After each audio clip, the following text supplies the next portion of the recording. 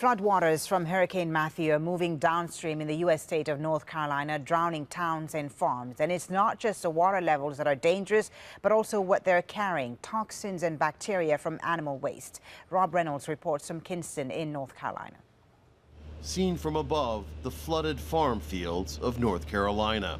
They are dotted with hundreds of industrial-scale pig and poultry raising operations, identifiable by rows of long white metal sheds. These factory farms produce millions of hogs, and the hogs produce 37 billion liters of fecal matter every year. The waste is stored in giant open cesspools. Now, floodwaters have breached many of those waste lagoons, sending a tide of filth downstream. Environmentalists say the farms should never have been built in potential flood zones.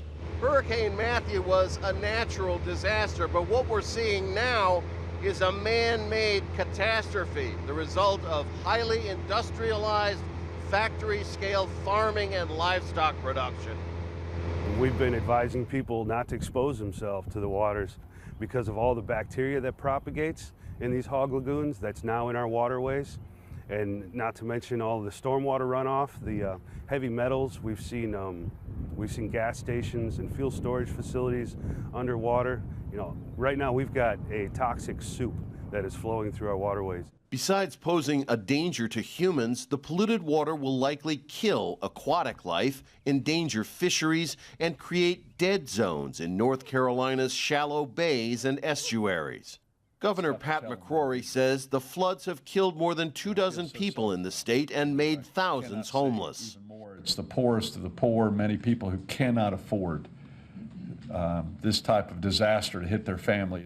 Kinston, population 22,000, is underwater.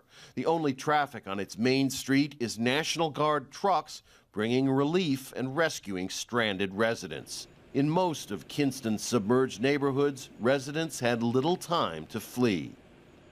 The night I come out, rescue squad got me. I grabbed a suitcase, threw some clothes in it, and that's it. He's not sure whether he'll go back. I might have to go find me some higher land and move, because I'm not going to go through this again. Misery that continues long after the storm has passed. Rob Reynolds, Al Jazeera, Kinston, North Carolina.